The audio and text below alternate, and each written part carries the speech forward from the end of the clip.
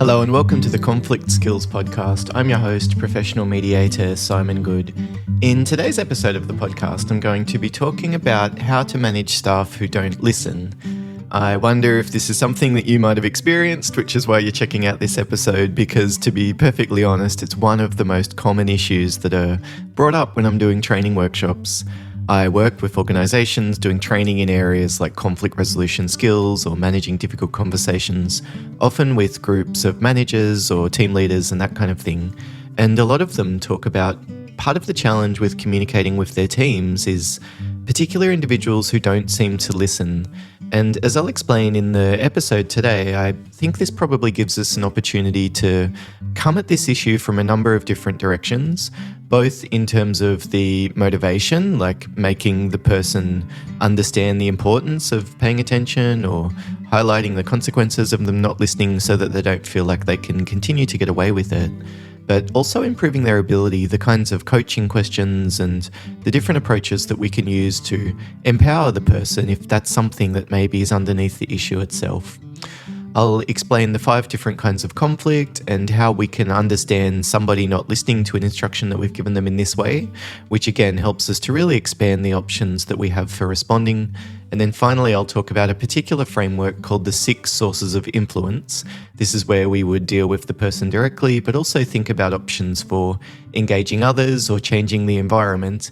And again, looking at hopefully changing the other person's behavior by means of approaching it either in terms of the person's ability and what might be needed to overcome a deficit there, or maybe it's motivation, a lack of buy-in or engagement.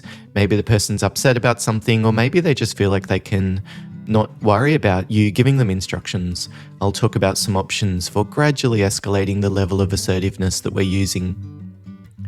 Before we get into that topic though, just as always, thank you very much for listening. I really appreciate it. If the episode is useful for you, I would be grateful if you would consider pressing like. And if you would like more of this kind of resource around communication skills or conflict resolution tools or different lenses or approaches that you can use depending on a particular situation that you're dealing with, please consider subscribing to the podcast. All right, let's get into that topic. When you're in a situation involving staff that don't listen, it can be incredibly frustrating. And so the first thing to keep in mind is thinking about what you need to do to prevent that frustration from bleeding into your communication. If you become angry and upset and you communicate something like frustration, what's likely to happen is that the other person will become defensive and it will create this adversarial type of dynamic where the person might feel like it's me against you. And so all of a sudden their motivation for not listening, unfortunately, might inadvertently become stronger. And so that's not what you want to do to reinforce that type of defensive behavior, which means that you'll need to prevent them from perceiving a threat and a pressure where possible. So even if you're feeling angry and frustrated with your voice, really maintaining that lower volume, slower speed of speaking and lower tone, communicating in a simple and direct way, but really maintaining that air of respectfulness, of openness, like not making assumptions about what's going on behind the other person's behavior, for example. So being curious rather than jumping the gun and coming across as having made a whole bunch of assumptions. So saying to someone like, you told me that you would do this, but I see that it hasn't been done. I wanted to come and talk to you about it. What's going on? So it's a neutral, open way of raising the issue first rather than coming to the person and saying something like, you've let me down again, I see, or something like that, where we've obviously jumped to an assumption that they've deliberately done this, whereas perhaps there's some contextual reason that they might at least think that it's a good enough excuse, even if ultimately that's not something that we essentially agree with. If this is an ongoing problem that you're dealing with staff that don't listen, I also encourage people to just consider how serious a problem this is. And if it's something that's causing significant impact on you or it's impacting on other members of the team, then I would say that this problem is serious. And so if you're dealing with a serious problem, you might need to take it seriously. So spend some time preparing, for example, or plan how to respond. Think through the words that you're going to use ahead of time rather than trying to come up with everything off the top of your head. Spend time on the intervention. If it's regular feedback and coaching, then you'll need to allocate time for that. if you decide that you need to follow up more consistently with the staff member, but then you're off sick and a whole bunch of things change and it ends up being a few weeks in between you touching base with them about the issue, then you shouldn't be surprised if the momentum has dwindled in that time. On the other hand, if it's a serious problem and you're wanting to maintain that momentum, then you might need to do some prioritization. I suppose I just want to say that at the outset, that as I talk through the different strategies and options for dealing with this kind of issue, I'm not meaning to imply that it's necessarily a quick fix, although looking at the tools that I'll talk about in a moment can be really helpful for coming up with ways of responding. What often is needed is a consistent messaging over time, which means giving feedback, holding the line, giving positive reinforcement when things are going well and they're on track and you're starting to see the kind of behaviors that you're wanting to see, like the other person's paying attention, for example, instead of asking that annoying question that makes you go back and repeat yourself in the meeting. But negative feedback when you're not getting the kind of behavior that you're looking for, being more firm, looking for options to, I guess, reward the person or punish them as appropriate. But what we know is that a behavior that's rewarded will continue to be repeated.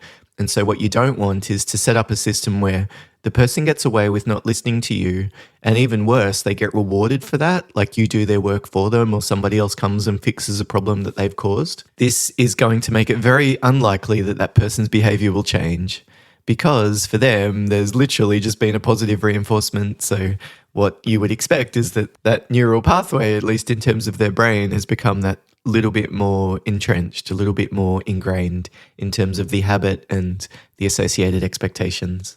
I find Christopher Moore's model of the different types of conflict incredibly helpful when we're analysing conflict situations, whether it's workplace and work relationships that we're focusing on, or family, parenting, couple relationships as well. The 5 different kinds of conflict that he talked about is structure, data, interest, value, and relationship. And when I'm doing training workshops, and particularly when I'm coaching groups of leaders, I often say that the relationship conflict type, what you would call relationship conflict, is the one that you'll notice first, but it's often the one that I would leave until last to deal with, because it tends to be a little bit like the tip of the iceberg. You see those behaviors bubbling away on the surface. The person refuses to say hello to a colleague, or you give somebody an instruction and they give you a particularly terse response, or refuse to make eye contact, or walk off halfway through when you're in the middle of talking to them about something. These are the kind of things that you would think of as relationship conflict. It's the patterns, it's the tension, it's the strain that's obvious in relationships. Often it has begun through miscommunication, maybe misreading the cues that the other person was giving them. It might have even been something not necessarily to do with the relationship itself, like you were flat out and busy with something, and so the person's come to you asking a question, but you were sort of distracted, and so you didn't pay enough attention, and you've told them to just, bugger off and you'll come back in 5 minutes or something because you were in the middle of something else that was very stressful. But that person might then think that you don't respect them, or you're dismissive of the importance of the issue that they were coming to you with. And so then they end up getting a chip on their shoulder, and the next time you see them, they're upset with you. Unfortunately, it often plays out like this. It's a negative reciprocal spiral pattern that tends to develop. And so the way that we often deal with that relationship type of conflict is to either talk about it and say, look, this is a pattern that I've noticed. What's your take on the situation? I don't want this to continue moving forward. What do you think's needed? Or it might be just the opposite of what's caused the problem. If you've been spending too much time with each other, like treading on each other's toes in an uncomfortable work environment all day, maybe just splitting yourselves up and spending some time apart would solve the problem in itself. The other hand, if you've got team members who never see each other, then organising a lunch together and a bit of a team bonding type of thing might be helpful to build some rapport, so that then when there's an issue, you're not drawing from an empty bucket of the goodwill in the relationship, so to speak. So that's relationship conflict, but especially when we're dealing with staff who don't listen, I think the other 4 often give us really important cues for options to deal with the issue. And the first one I often talk about is data.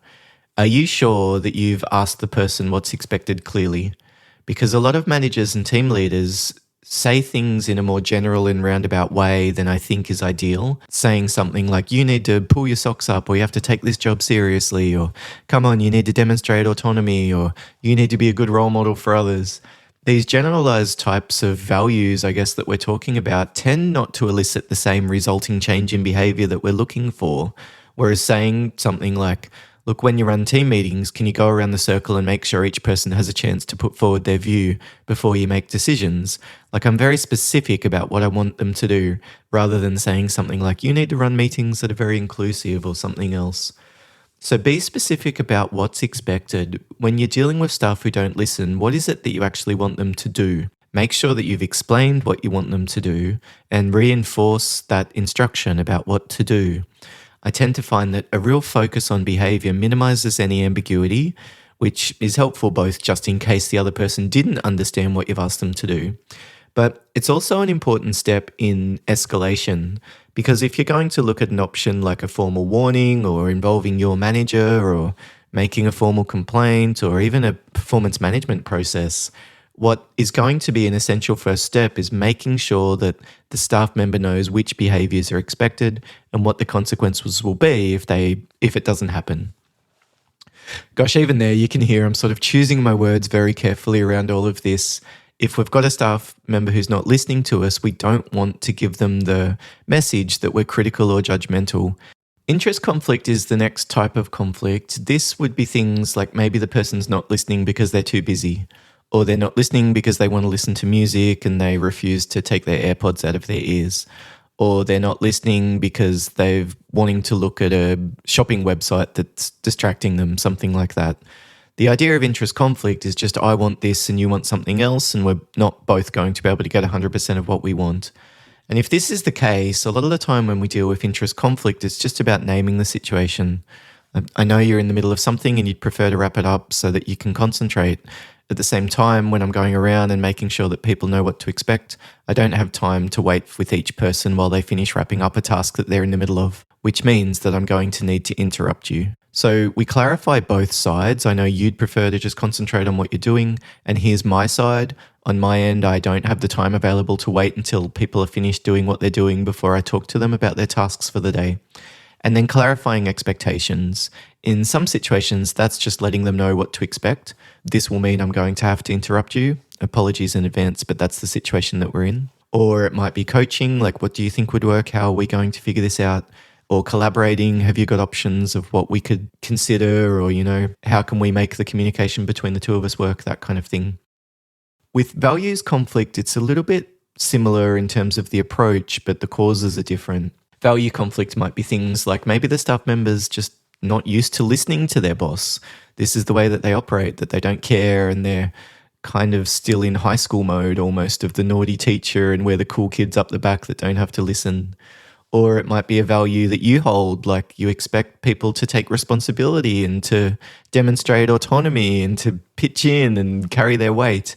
Whereas for the staff member's point of view, they might have a different value. Maybe they feel like this whole system is unfairly stacked against them and they're not getting paid enough represents their value, and so they've got a chip on their shoulder from the word go. I guess when we're dealing with values conflict, we could also name the difference if we notice that it's there.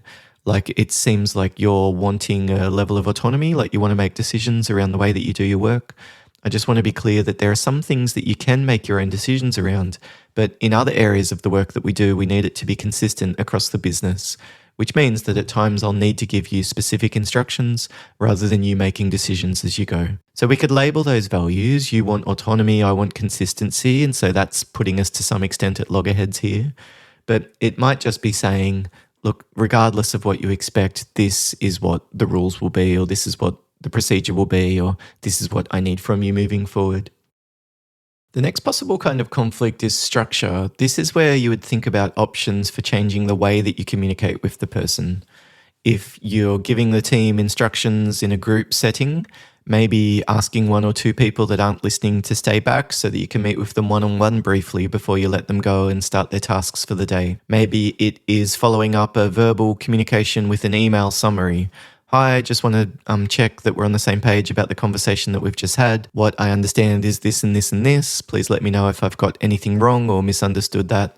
Otherwise, this is what I'll expect unless I hear from you otherwise. So it's basically reinforcing it. And again, you might even think about options like CCing in your manager or their manager, doing the reinforcement of the messaging more frequently. maybe sending people an email at the end of the day about their instructions for the task the next day. It's all these options like changing the structure, communicating more frequently, communicating closer to the time that the behavior is expected. It might even be things like putting up poster reminders around protective equipment that staff are supposed to wear, for example, or moving where the protective equipment is kept so that it doesn't take as long for staff to go and grab it before they move on to the next thing that they need to do. All of these are options for changing the structure. And if structural causes are underneath what's driving the conflict, you might find that things start to improve just as a result of taking some of these steps. So that would often be the starting point when we're dealing with a staff member who doesn't listen, is thinking about those 5 types of conflict: structure, relationship, data, interest, and value. And using this as a tool really for brainstorming. I often encourage people to use a pen and paper and write it down and just think about the options for dealing with the conflict from each of those different directions. From there, as we're looking to expand our influence on the person who continues not to listen, I like a tool called the 6 sources of influence for, again, helping us to generate options. The idea here is that we can start to influence the other person's behavior, either looking at ability or motivation. So we've got those 2 different areas that would result in a change in someone's behavior. And then in terms of making the 2 6, there's 3 different layers that we can work at. One is dealing with the person directly. So first, there will be things that we can do to improve their motivation. That's typically about communication and reinforcement, reward and punishment. If the person continues to get away with not listening to us, then they're not very motivated to change. Whereas if you gradually ratchet up your level of assertiveness, what it will mean is that the person's motivation hopefully can't stay at that static state and would ideally shift towards making them want to change their behavior. So if you've told them that this is what's expected and then clarified it and then confronted them about it when they haven't followed what's expected, like said to them, I've given you this instruction, this is what's happened, what's going on, is there any reason behind this? And then escalating through to an ultimatum, if this behavior doesn't change, this is what's going to happen, then that would all be ways of thinking about the motivation and how to motivate the other person for changing their behavior. But as well as that, we can also focus on their ability. This might be things like coaching and training. It might be things like pausing and asking them to repeat instructions before moving on to the next thing. It might be developing cheat sheets with them and resources that help them to do their tasks.